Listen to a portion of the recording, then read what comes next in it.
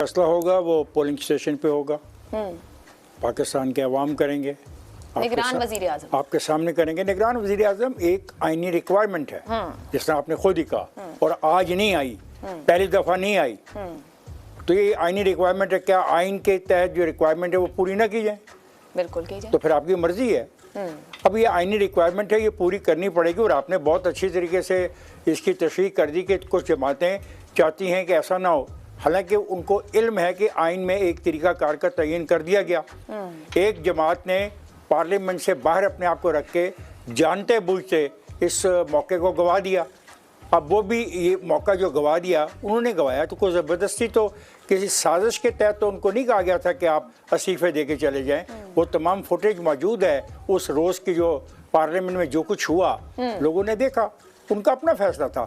तो फैसला अब यही होगा ना कि जो भी वहाँ पे होगा लीडर ऑफ द अपोजिशन, भला ए माने या बी माने या सी माने, या भला उसको कुछ भी नाम से पुकारा जाए, वो लीडर ऑफ द अपोजिशन है। उसके और लीडर ऑफ द जो पार्टी है, रूलिंग पार्टी का मुज़ाकरात हैं, नहीं कामयाब होंगे। आपने एक लंबा चौड़ा तरीका बता दिया कि 224 ए में क्या होगा, 224 बी में क्या होगा, 224 सी में क्या होगा। अगर वो कामयाब नहीं होते तो बात कहाँ जाएगी? बात इलेक्शन कमीशन तक जाएगी। बात हर चीज़ को तो आपने एक्सप्लेन कर दिया।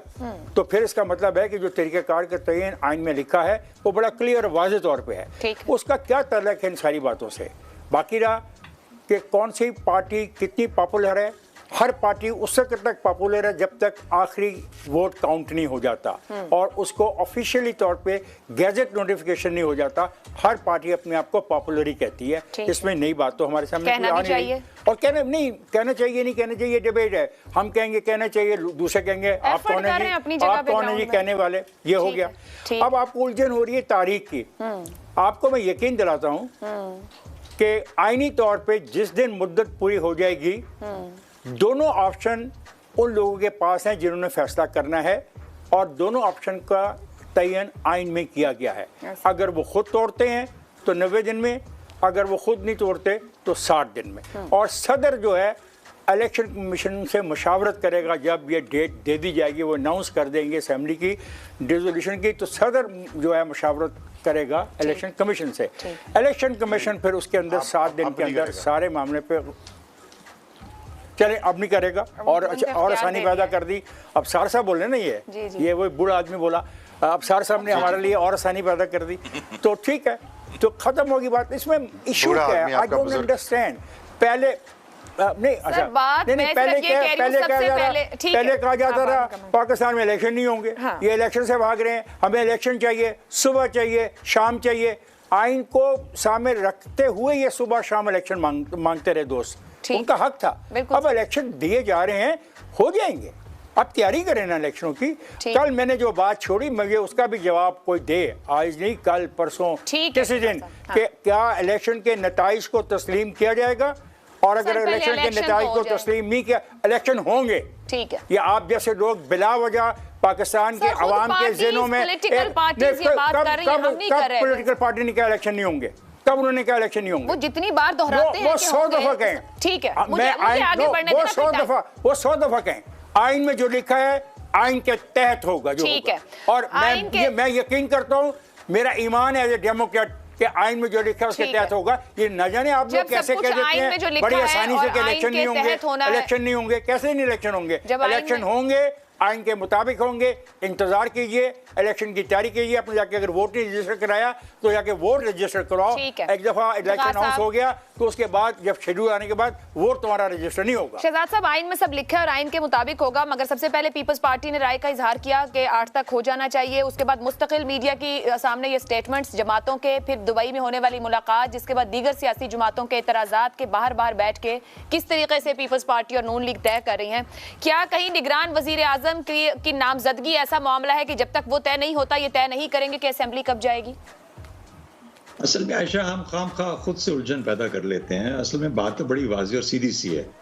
अच्छा, एक बात ना, आम तौर पे मैं किसी अपने बड़े काबिल कदर जो हमारे पैनलिस्ट होते हैं, मैं किसी के कमेंट पे कभी कमेंट नहीं करता, लेकिन वो एक बात चल रही थी कि इलेक्शन के बारे में, कि इलेक्शन होने हैं या किसने करवाने। असल में निगरान वज़ीर आज़म का इलेक्शन के साथ तो कोई ताल्लुक नहीं है। उसकी ओवरऑल जिम्मेदारी तो होती है, लेकिन इलेक्शन तो करवाने हैं इलेक्शन कमीशन ने। वो निगरान वज़ीर आज़म का तो बेचारे का रोल ही कोई नहीं है, या किसने कराने हैं इलेक्शन, ठीक। वो तो हमें पता है सबको। तो इसलिए मेरे ख्याल में उसको इलेक्शंस की प्रोसेस के साथ उलझाना मुनासिब नहीं है। वो एक आईनी रिक्वायरमेंट है, वो पूरी हो जाएगी और उसके अंदर बड़ा वाज़ेह है कि leader of the opposition, leader of the house मिलकर कर लेंगे। और मेरा ख्याल है कि ये चाहे आप लीडर ऑफ द हाउस एक किस किस्म का कैंडिडेट लेके आता है, वो एक कंसेंसस कैंडिडेट है, वो जरदारी साहब के साथ मिलके कैंडिडेट है, लेकिन लीडर ऑफ द ऑपोजिशन उसको बांध लेंगे और वो निगरान वज़ीर आज़म। 60 और 90 दिन की भी कोई कन्फ्यूजन नहीं है, वो भी बड़ा वाज़ेह है। तो इलेक्शन तो आईनी तौर पर तो हो जाएंगे। असल में आपका असल सवाल ये है कि वो जो ज़मीनी हक़ाइक़ हैं वो क्या कहते हैं। और आपने जब ये सवाल किया कि निगरान वज़ीर आज़म जब अपॉइंट होगा, जो उसकी शख्सियत होगी, क्या वो डिटर्मिन करेगी कि इलेक्शन 60 दिन में होंगे, 90 में होंगे, या जब होंगे और कब होंगे? ये आपका बुनियादी सवाल है।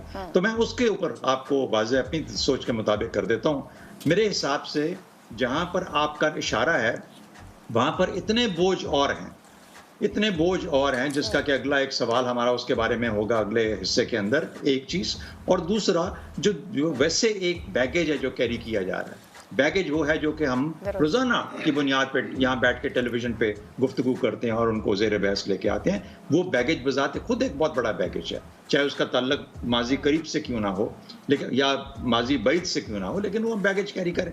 ये जो फैसला करने वाली मुक़्तदरा है, इसको उस बैगेज को भी संभालना है और अपने इमेज को रिस्टोर करना है। एक इतना बड़ा इशू कि वो ये कहें कि नहीं इलेक्शन हम चाहेंगे कि फलानी तारीख को हो, तो वो मेरे ख्याल में मुमकिन नहीं है। इन हालात के अंदर उनको आइन को मानना पड़ेगा, क्योंकि अपने प्रॉब्लम्स को मिनिमाइज करना उनका मकसद है। दूसरी बात कि क्या वो डिसाइड करेंगे निगरान वज़ीर आज़म कौन होगा? मेरा नहीं ख्याल वो कर सकते ही नहीं है, आइन के मुताबिक ही नहीं कर सकते। अगर उनसे पूछा जाएगा तो ये ज़रूर कहेंगे कि हाँ हमारे ख्याल में इसको देख लें। हो सकता है, क्योंकि ज़ाहिर है कि कहीं ना कहीं पे कोई IB, कोई ISI, कोई MI उसमें इन्वॉल्व इस तरह होगी कि किसी शख्सियत को और ज़्यादा छानना बीनना होगा, जो कि हुकूमतें आमतौर पर जमहूरी हुकूमतें भी करती हैं जब किसी अपॉइंटमेंट, खास अपॉइंटमेंट की बारी आती है। तो शायद इसके हद तक हो, लेकिन उससे आगे फैसला अब खुद कोई चल के चला जाए कि जी हमने ये फैसला किया, आपका क्या ख्याल है, आप इसको मोर सख्त करेंगे, तो वो उनकी अपनी मर्जी है। ना जाएं, वहाँ बैठे फैसला कर लें, उनका हक है, आइन और कानून उनको भी ताकत देता है, वो फैसला करें और काम करें अपना इलेक्शन के। देखिए, जहाँ पर हमारे दिमाग में खुद खलल पैदा होता है और खुद हम अपनी जिम्मेदारियों से और अपने फराइज से पहलू तही करते हैं, तो फिर हम दूसरे के लिए स्पेस क्रिएट करते हैं। अपना काम आइन के मुताबिक कीजिए। आइन यहाँ गलत नहीं होगा, आप आइन के मुताबिक गलत नहीं होंगे, कोई आपकी जगह नहीं दे सकेगा। ठीक है जी। अब सार साहब ने देखा कि इफ्तिखार अहमद ने कहा कि ये किसी बात पे खड़े नहीं होते। पहले इलेक्शन का रोला डाला हुआ था, अब इलेक्शन होने जा रहे हैं तो फिर भी इनको तकलीफ हो रही है कि इलेक्शन हो क्यों रहे हैं। और दूसरा जो शहजाद चौधरी ने कहा कि फौज के पास अपने बहुत काम पड़े हैं, ये खुद खुशामद के लिए चले जाएं कि हम ये करना चाहते हैं तो वो आगे से हम मिला दे, तो फिर इसमें फौज का क्या कसूर है? ये खुद इनके पास जाते हैं, फौज नहीं इनके पास आती।